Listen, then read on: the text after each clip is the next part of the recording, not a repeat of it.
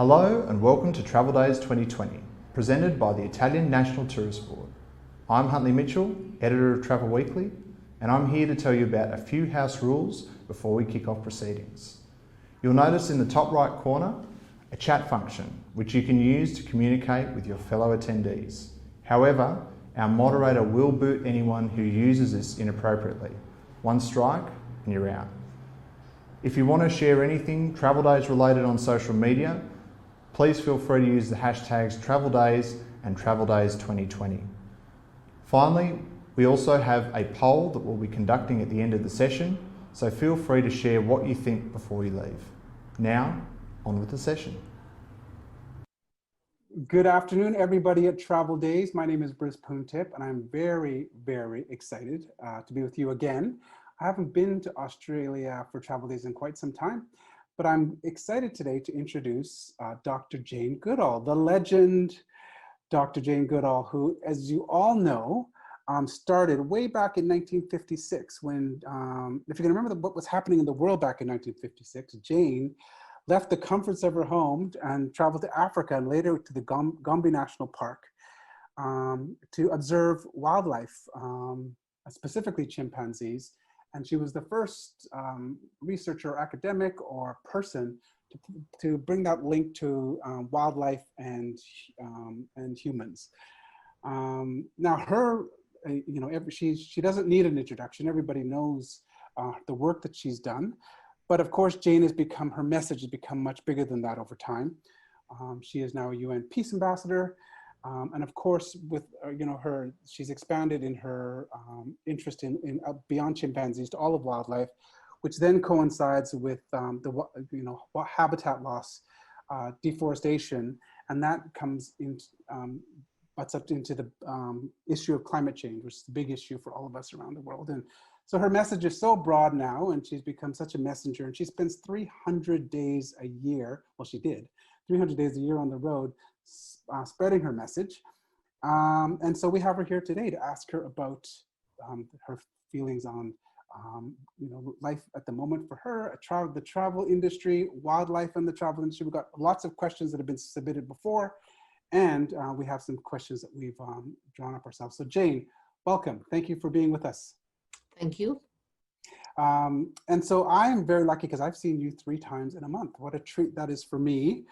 And I'm going to try and keep this original as I can, and but you might notice some of the questions are somewhat similar because people have the same interest. Like when we take questions from the audience, there's themes on what people want to ask you.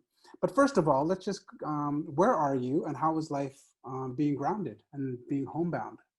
Well, I'm at home in the UK, where I fortunately happened to be when all the lockdown started.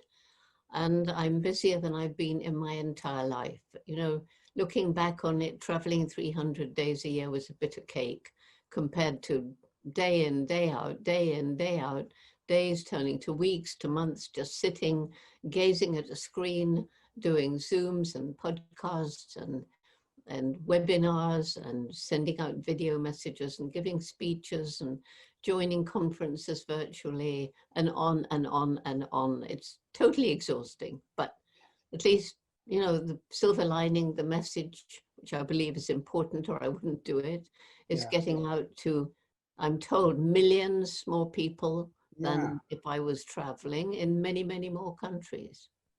This virtual world is different and it is exhausting, but do you find it more effective? Like that you can do more and get your message out more? I mean, not having to get on planes. Is there some positives in it for you? Is it what? Is there some positives in it for you? Not having to take all those planes and hotels and visit and actually being able to get your message? I mean, okay, it's better for an environmental footprint for sure. But I miss meeting people. I miss the face-to-face. Giving a lecture, looking at a little green spot on the top of a laptop is very different from speaking to 5,000-10,000 people in a packed auditorium with lots of excitement and feedback. So now I'm having to imagine that while looking at nothing. Definitely. Like missing the human contact can't be replaced with what we're doing virtually at the moment. But 2020 has been a year unlike any other, facing challenges that we never expected. Whoever expected the entire world could shut down? Yeah. And in Australia's case, they actually had to have a ban where you can't even leave the country, let alone people coming into the countries. Drawing from your experience studying chimpanzees, in regards to your experience of what you observed, how do you recover from adversity, and how did chimpanzees show us how they recovered from adversity? Well, some do and some don't. And the ones that do, it's usually because they're surrounded by other chimpanzees who care for them. Mm-hmm. Or sometimes it's just their personality. You know, some chimpanzees won't give in, and others just cave in at the slightest threat. So just like us, they're different, and some cope well and some sort of cope and some just shrink away. And of course we find, especially in captive chimps who've been snatched from their mothers in the wild and trafficked, then they tend to be very, very frail, mentally frail as well as physically frail. Right. And so looking at where we are in the last quarter of 2020, what is your advice to people about getting over what we've been through in 2020? And specifically, by the way, Australia had these horrible bushfires that has affected, I mean, on top of everything that the world has gone through this year. Yeah. What is your advice to people about looking forward to 2021? What people need to realize is that it's our absolute disrespect of animals and our disrespect of the natural world that's led to, first of all, this pandemic, but also to climate change. And as we destroy habitats, we force some animals into closer contact with humans. We invade their habitats with roads. We hunt them, kill them, eat them, traffic them, sell them in wildlife markets in Asia, bushmeat markets in Africa. We sell them as exotic pets, a growing trade around the world. We're breeding animals that we eat in these factory farms. And all of these situations create a wonderful environment that enables a virus or a bacteria to jump from an animal to a person, when it may bond with a cell and lead to a new disease like COVID-19. And as we just have this crazy idea that there can be unlimited economic development on a planet with finite natural resources, so we are seeing, in some cases, the environment suffering. We're seeing the terrible effects of climate change. I've been around the world and seen them. And when people say they don't believe in climate change, well, they must be blind or blindfold or deaf or something, because the effects of climate change are so very obvious. And we just have to realize that with finite natural resources, a growing human population, terrible poverty. If you're really poor, you cut down the last trees and fish the last fish in your desperate effort to stay alive. So we're facing all these problems. So you say, how do we look forward into 2021? We need to get together now and think about a new kind of relationship with the natural world and with animals, and work together to find a new and more sustainable green economy. That is an amazing message. Everything you said there, encapsulates everything that you're about right now, and your message. So let's bring it to the travel industry, because this Travel Days is a travel industry function, and it's the people that are attending are a lot of travel agents and leaders in the travel industry. And so let's first talk about your views on just the travel industry in general. Maybe you can just tell us what's your views on the travel industry and where travel is today. Well, there's travel and travel, and what's been going wrong is that as more people travel, and you get very cheap tours and you get package tours, and the problem when I'm thinking of the environment is that when you get too many tourists and they're not prepared to be respectful of the environment and the animals, then they're destroying the very places that tourists want to go and see. And, you know, some ecotourism is definitely good. I'm again thinking of the environment rather than going around looking at old churches and culture and things. But speaking of the environment, you know, if ecotourism is properly controlled, then it's good because it brings foreign exchange into governments. It provides jobs for local people. And although I hate putting a money value on nature, nevertheless, unless we do something like that, it's going to be very difficult to protect wildlife and the natural world when there's poor people. So we just need to get more ethical tourism. Yeah. Well, that brings up, you know, recently wildlife has been spotted in places they haven't seen before or haven't been seen in a very long time. And they believe it's because of the decrease in human activity. Is the pandemic really a break that's been needed, or is the lack of tourism more detrimental in terms of, you know, you're also hearing about increased poaching and a decreased funding for conservation efforts, which is linked to tourism and wildlife sometimes. Very what are your thoughts on that? definitely. Yeah, very definitely. I mean, you know, in some cases, because of the lack of money to pay the rangers, because of the lack of tourism, so the lodges are closed and the guides don't have jobs anymore. And so this means it's a great opportunity for poachers.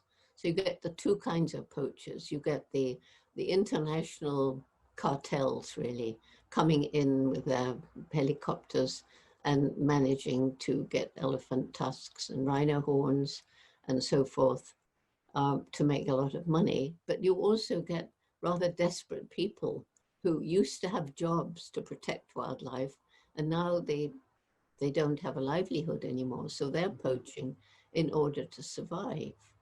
And governments are getting increasingly, you know, why should we protect this big area? We could have the people go in and grow crops. We're not getting any money for it.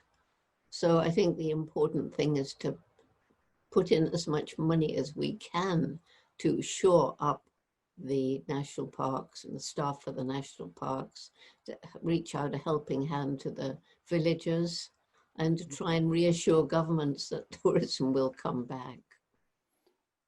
Well, let's bring that to Australia now, because Australian travelers are in a very unique position because they actually can't leave their country. The travel ban is actually imposed on the country of people leaving, which is very unique to them.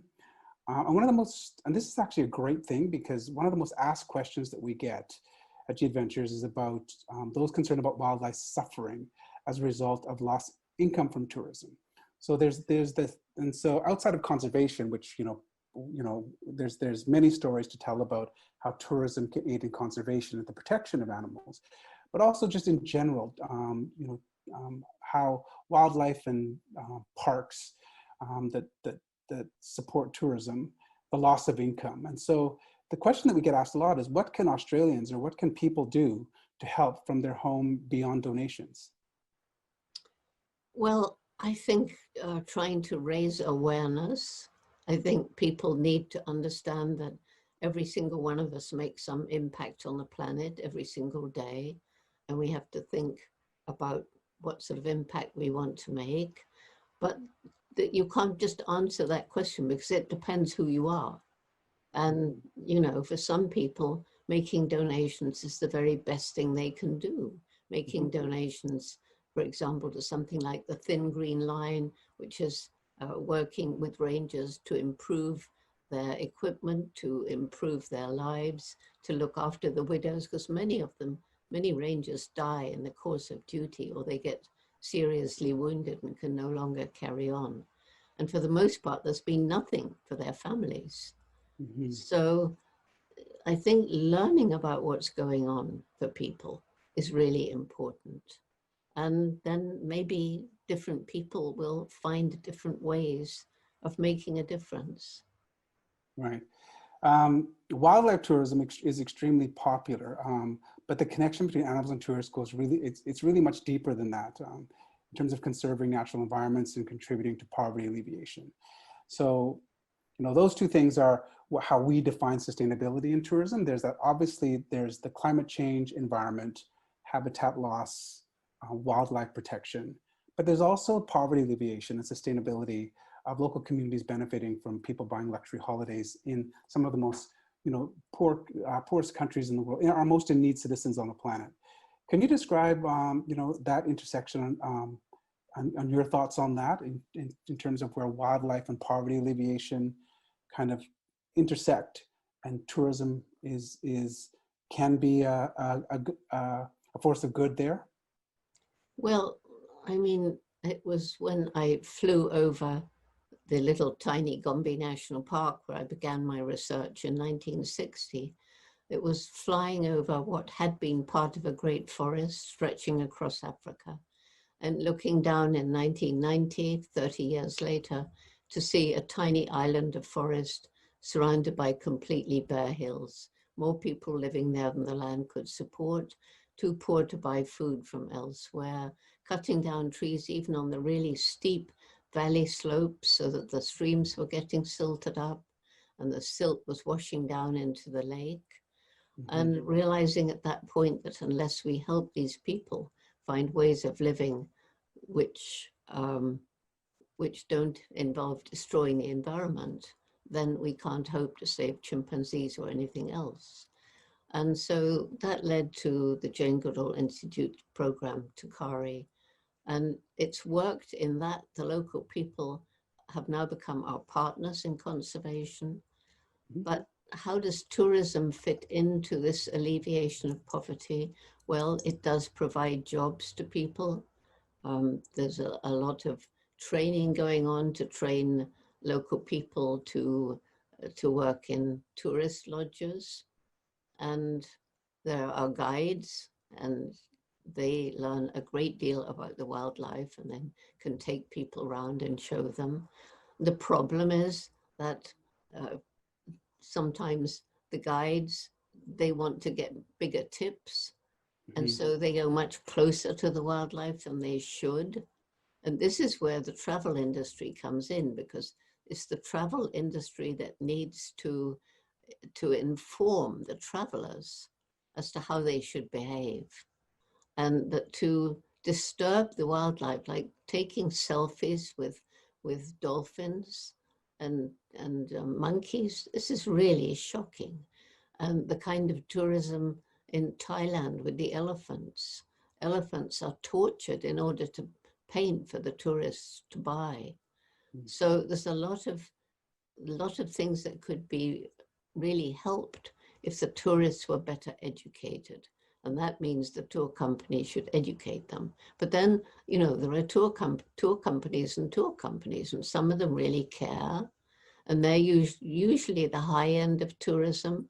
And then there's the bottom end, where there's these much cheaper package tours. And they usually don't really educate their people at all. Yes, and that, you know, that's a very good point about educating the consumer, because they make the decision when they want to travel, on how they want to travel. And so we've been very fortunate to develop, you know, we were very ahead of our time at G Adventures when we developed the animal welfare guidelines with you and your institute, which was an amazing, the whole thing for us was a shock, actually. When we actually took a wildlife audit of all of our tours in over 100 countries around the world, we were shocked at what we, you know, thought we were doing. And when we actually started to examine through, with the help of some of your people, how we could do things better. It was actually a process that I thought was going to be quite easy. And, you know, maybe we'd have to just eliminate elephant riding and, you know, a couple obvious things, to actually having a full audit right across all of our hotels, and, you know, who had mini zoos and pets and, you know, orphanages, animal orphanages that weren't really orphanages once we asked a few questions. But what are some of the common mistakes people make when it comes to animals and tourism? What should people avoid? People should avoid doing things which disturb the animals they've come to watch. And very often that means that getting too close to them. And sometimes this isn't very obvious. For example, I've spent a lot of time out, not only in Gombe, but on the Serengeti Plains, when with my husband, we were making films about wild dogs and hyenas and so on. And the bat-eared fox is a very adorable little fox. It's much smaller than the red fox, much smaller than a coyote. And they live in dens and there's little family groups. And I spent ages watching this one particular family. And in the evening, the young ones play and they play in tugs of war with feathers and things. And I always kept a respectable distance. But a tourist would come along in the car and go right up. Well, the foxes didn't run away. They were habituated. But what did they do? They curled up and went to sleep. They did nothing. In other words, their behavior has been quite badly disturbed. Sometimes animals are prevented from feeding. This happens a lot when people swim with dolphins. And it looks fine and the dolphins aren't frightened, but they should be hunting and they're not. And they can't hunt with the tourists there. So, you know, there's a lot of little nuances really. And it depends on which animals you're talking about. But certainly taking selfies with animals, riding elephants, buying the pictures they're forced to make, riding on poor donkeys. I have seen the most tragic situations with donkeys, where donkeys are taking tourists to see a sight. And the owner of the donkey wants to make as much money as he can. So these donkeys go up and down a very steep hill in Greece. And the donkeys aren't allowed food, rest, or water. And sometimes rather large, heavyweight people are put on a small donkey. And you know, so in all these ways, people are really inflicting a lot of damage on animals. Okay, that brings up a good point, actually, and maybe just some of your views to share with people who are really for the first time, you know, looking at how wildlife tourism also impacts travel. I think this is, you know, this message is so powerful for the travel industry because I think, you know, many people in the travel industry never thought of it before. But you bring up donkeys, and this brings up the question of domestic animals. And maybe some of your views on that. So the difference between, you know, horse racing, which, or, you know, or donkeys or camel riding, which are traditional forms of transportation in some of these countries, and how, you know, as travelers, you know, we are supposed to look at that, or, you know, even like, well, horseback riding, let alone horse racing and or greyhound racing, there's entertainment, of course, but there's also functional use of domestic animals in some countries. And just maybe some of your views on that. Well, I think it depends on the animal and how it's being used. You can't, it's not a blanket answer. For example, bullfighting. Bullfighting, by nobody's standards, can it be anything but cruel. And rodeos inflict huge suffering on the animals, but people don't realize it. So they go and they pay money. And so these cultural you know, cultural activities continue. And people say, well, it's their culture. Well, I'm sorry, but at one time in Britain, it was a cultural thing to do. At a weekend, you could go and watch criminals being hung by the neck, kicking until they died. That was part of the culture, or being put, you know, with your head in the stocks. But that's gone. And actually all over the world, culture is changing as things change and people get better educated. And so the kind of culture is really, you have to address each one separately as to how, you know, how bad it is for the animals. Horse racing wouldn't be too bad except for the way the horses are treated now. And, you know, there are so many, like, you know, greyhound racing. What about the greyhound who's finished running, or the greyhound that doesn't come up to it? We find they're sold for horse meat. So it really does depend on the cultural activity and what can you do about it. And what you said earlier is about educating yourself. And that's why this conversation is so great, because we're just kind of highlighting all of the issues. And I guess everyone just has to reflect on their values and what it means to them, and what changes they're willing to make. But you brought up culture. Culture is also another part. To be honest, when we did our own wildlife audit for our wildlife guidelines, it was one of the issues that I had, and I argued with some of your people on some of these issues when we were talking about it, and that was wildlife, and when it's ingrained in cultural activities, because we offer cultural experiences for our travelers. You brought up bull riding. That's a very good example. I mean, bullfighting, which is a very good example, because that's a deep part of Spain's history and their culture. And when people go to Spain, they want to see it. So locally in Spain, they don't do the torture of the animals anymore in terms of killing of the animals and the swords, but you can go see an exhibition of a bullfight. And that's part of that cultural experience. So I had a problem with, with that, and I had to actually get educated myself. And I think the Inti Raymi, which is in Peru, which is a festival of the sun, and they do a reenactment of a llama sacrifice that the Incans did at the start of summer for, with the hopes of a successful harvest. So there's all these kind of cultural things. Going back to Spain again, the running of the bulls is another example where people run with the bulls, which when you dissect it, it's and you look at it really closely, it's cruel to the animals. And then there's this question about the cultural significance of history of that country and that culture. What are your views on that? Well, I mean, as I've said, culture changes. Mm-hmm. And if a particular culture is involving obvious cruelty, then my view is that the culture should change. Mm-hmm. It's not just in tourism. It's the way we think about and treat animals. And, when I first was forced to go to Cambridge University to get a PhD, I hadn't been to college and I was very nervous. I'd been with the chimps for 2 years. I was told I'd done everything wrong. The chimpanzee should have had numbers and not names. Mm-hmm. And I couldn't talk about personality, mind, or emotion because those were unique to us. Well, I'd been taught by my dog as a child that wasn't true. So I stood up for what I believed in and I got my PhD. And it's been a long fight, and we're still fighting. You read an article in the newspaper and it talks about maybe there's some dog who's rescued the owner. And it'll start off talking about the dog as it. But then people just can't go on doing that. So by the end of the article, it's he or she. And there's still so much to change. And a lot of people don't want to change. If they're making money out of horse racing, greyhound racing, rodeos,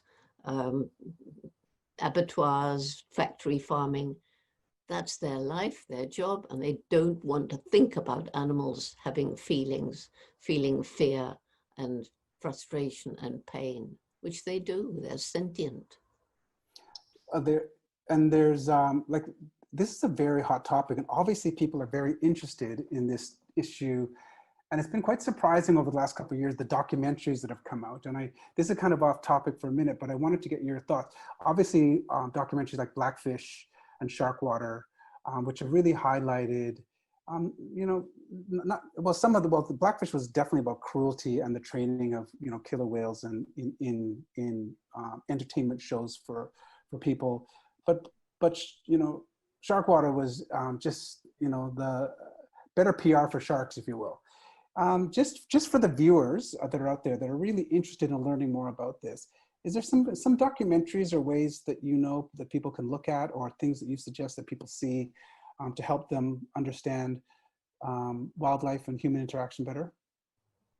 Well, there's so many documentaries, and any top ones that you love? Well, I mean, I think it depends what people like. But if you look at animal behavior, and this isn't a wild animal, but if people listening will Google not Picasso the artist, but Pigcasso, what they see will be amazing to them. And Pigcasso is a female pig rescued from slaughter. She lives in Cape Town. I've met her. Her person who rescued her has a little sanctuary for rescued farm animals.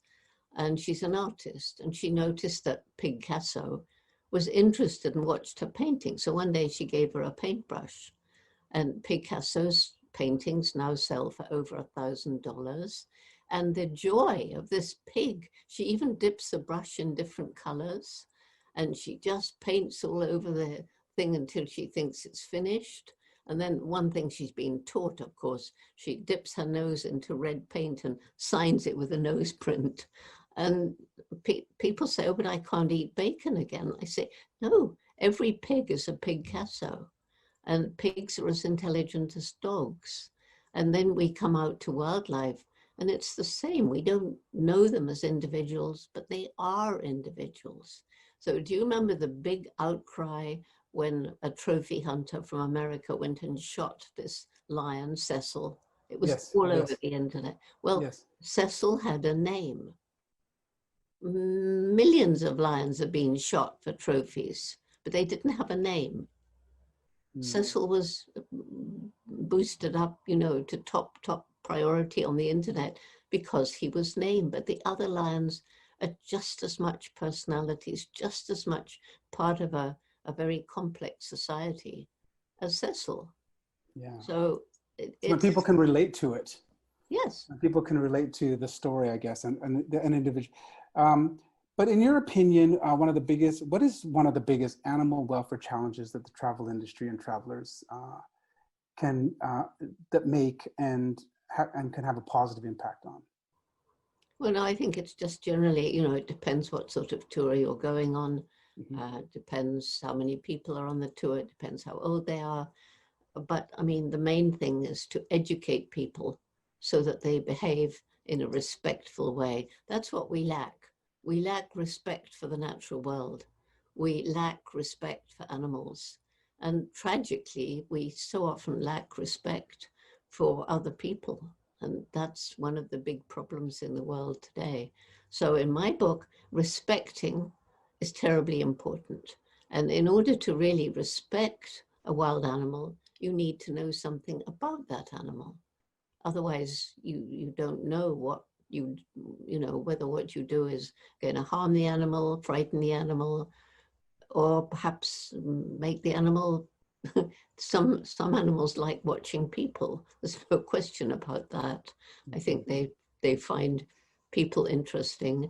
And I know, you know, various people in really good zoos, and they said that because of the pandemic and the shutdown, the animals were deeply depressed because they enjoy watching the public. And so, you know, everything is different. We just have to learn about all these different nuances. And that brings up another good point of questions that we often get asked, and maybe you could give advice to travelers. So when travelers go all over the, whether they're on a tour with us or a tour with another company, they often have these wildlife encounters, like with zoos, or you know, orphanages or rehabilitation centers. And I have found, since you know what we learned going through our guidelines, a wildlife audit, that you have to ask the right questions and you have to be sure they're authentic, because a lot of them are just set up for tourism, to drive tourism dollars. So what advice can you give, you know, and just maybe describe, like, you know, there are good zoos and there are obviously bad zoos. And maybe you can just talk a little bit and give advice to, especially these are travel counselors, but also travelers, about advice they can give about, you know, having these kind of experiences with, you know, zoos or, you know, businesses that are set up to rehabilitate animals, and how, what questions they can ask to have a better experience. I think, you know, with zoos, the really good zoos now, they have nice big enclosures, people who understand the animals. The public isn't allowed to tease them. And the good zoos are sending their veterinarians out to people working on the ground in the wild, so that they share their knowledge with the veterinarians who are trying to treat wild animals. And that, I think, must have been very, very important in Australia with the fires, because so many animals were rescued and so many people really worked terribly hard to rescue the animals. So in some cases, you rescue, say you rescue a whole lot of koala. You've got to look after them. They require a lot of looking after. And so I don't know that this has happened, but to have tourists come and respectfully watch and learn about the koalas in a rehabilitation center, that probably provides the money for the rehabilitation center to look after the koalas and eventually reintroduce them into the wild. So it's just a question of, finding out. And if it's a tour company, it's their job to find out which are the good zoos, which are the good rehabilitation, because the average tourist, they don't know what questions to ask. And it would take more than just a casual question to find out if some rehabilitation center is actually for the animals or whether it's set up for tourism. They don't know.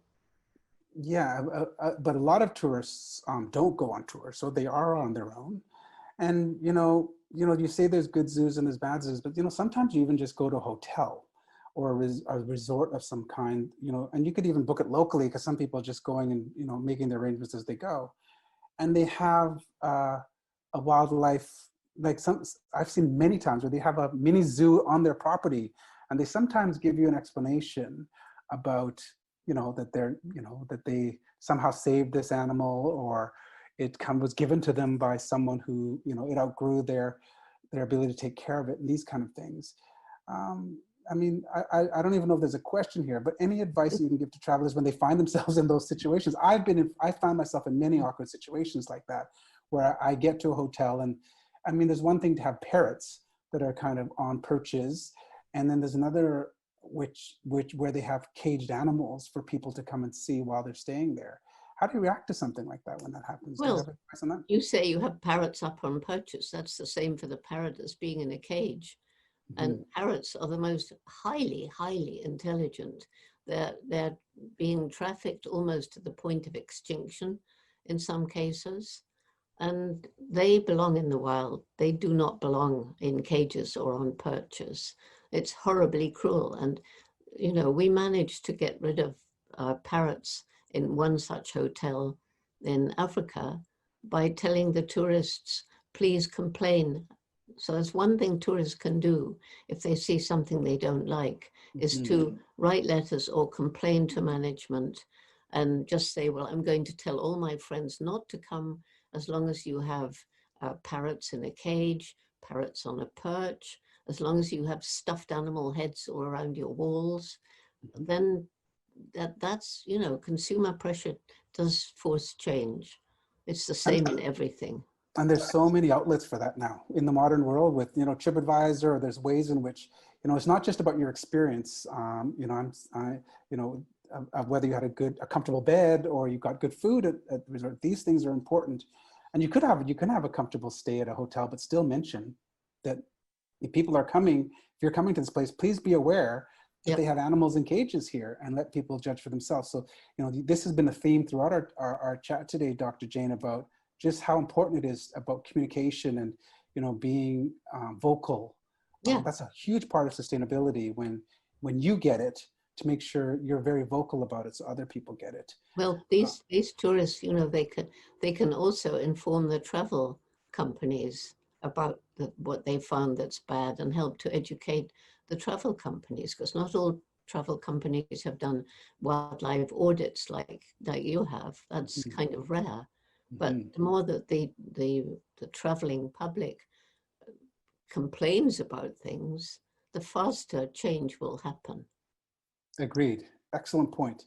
I'm going to change the subject, keeping it into travel, and this is more of a remote issue, and that's about carbon emissions. A big issue, carbon emissions, and it's one of the issues that we constantly face in the travel industry, because obviously I believe in all of the good side of travel, whether it can create poverty alleviation and be a force for good, but there's always this cloud hanging over the industry about carbon emissions. And obviously right now, the good news story is how the planet seems to be healing when there's, so many planes are grounded and the stats actually don't bear out actually when you actually look at it in terms of how much, carbon is actually created by flights. But it is an issue that's constantly brought up, especially with Greta Thunberg and, her what she's talking about lately. How do we deal with this? I mean, just, you know, it's one of the, you know, I have my own kind of thoughts on this, but what are your thoughts on, because you travel a ton as well. How do Well, you just have to turn a blind eye? one way is to plant trees, restore and save forests. That's probably the most important thing that any traveler can do right now. And I know, for example, with my travel, I'm well aware of the environmental footprint it leaves to fly in planes, but to drive on the roads for that matter, never mind the tourists. And planting trees, which will grow into large beings that can absorb CO2 from the atmosphere. But preventing the destruction of forests is even more important, because there you're protecting biodiversity as well. And, you know, if you really want to control emissions, then let's have all the tourists and all the tour companies recommend plant-based diets, because the intensive animal agriculture is not just cruel, it's destroying the environment, growing the grain, and all these billions of animals produce methane, which is a very vicious greenhouse gas. So there's an awful lot of things one can do. And when you're traveling, ask for a vegetarian meal, for example. Yeah. They're getting more and more of those, and chefs are doing better and better at vegan dishes. I've seen change in the last 5 years even. Yeah, I mean, that's a huge topic and another, but I mean, you know, I see a movement about people, not because it's such a huge jump for people to go vegetarian or vegan, but people can incorporate it in just, and have a huge impact by just having, you know, a few days a week. You know, choose certain days a week. I've heard all kinds of stories of people doing, you know, Monday, Wednesdays, and Fridays having vegan meals. And if everyone did something like that and sacrificed to someone without going totally vegan, it would have a massive impact. And I think operators like ourselves and are now used to travelers that have these kind of demands as well. We're seeing more and more people saying, you know, that they're not necessarily vegetarian, but they eat mainly fish or, you know, vegan a few times a week and on certain days. And we are learning to, you know, deal with that with our travelers. And when you create more of that demand, it changes the way operators look. Yeah, and watch Pigcasso, and watch rescue. I've seen a rescued cow, and she was rescued by this woman from a dairy farm, playing football with the woman. The woman throws the ball, and the cow leaps after the ball, giving bellows of excitement, I suppose, gets to the ball and then pushes it back, and it happens again, just like a dog. And the reunion of a mother whose calf had been taken away was so moving. So these kind of things, and this is something that travel companies could show if they're running an airplane, for example. They could show videos like that. They don't say anything, you shouldn't eat meat. But when people watch something like that, they begin to think and realize that these animals that they've thought of as just food, they're actually individuals with feelings. That makes a difference. That is amazing advice. So Dr. Jane, the next topic is, you know, going away from wildlife a bit. And we get a lot of questions about you specifically and the issues of equality, and specifically women's issues right now. And this is real topical in the travel industry in Australia specifically. There's a lot of talk about, you know, just gender equality in the workplace, but specific to the travel industry. And so there's a lot of people that ask for your advice, because you've obviously, you know, been able to break down, you know, barriers in your area, in science, especially way back in the 60s. And, you know, the academic world was very much a male dominated world. And you broke down all of those barriers. And maybe it's a little bit, you know, now you're Dr. Jane Goodall, and you know, you're respected globally, but do you have advice for women just about how they can, you know, have some of that strength that you had way back in 1956, 1960, when you gave up everything you known as comfortable to follow your passion? I was very lucky in my mother, because she supported my love of animals, And when everybody laughed at me when I was 10 years old, wanted to go to Africa and live with wild animals and write books about them, and they laughed at me, how would I do it? I was just a girl. Girls didn't do that sort of thing. But Mum said, if you really want something like this, you're going to have to work really hard, take advantage of every opportunity. And then if you don't give up, maybe you find a way. So I always tell young female students, you know, do you really want to do this? You've got to be passionate. You've got to expect that there may be hurdles that you have to jump, but don't give up.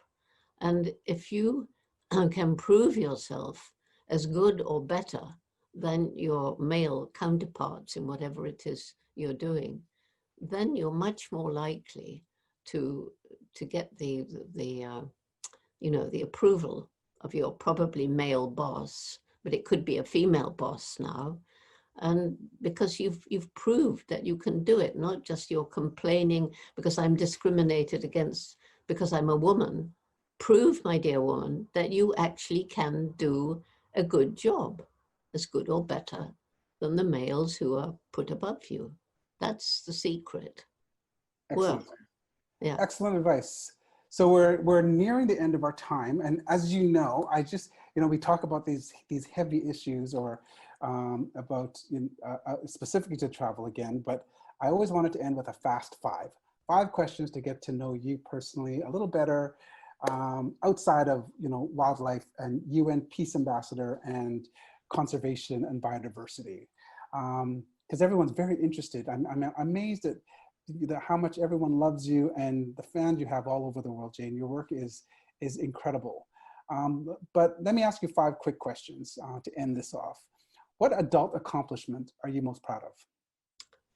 Double. One, starting the Roots and Shoots program, which, by the way, is all over Africa. It's a program of the Jane Goodall Institute involving young people in projects to make the world a better place for people, animals, and environment. And it's in 66 countries now and growing fast, all over China. It's in the Middle East. I mean, it's, you know, we just started off fantastic groups in Turkey.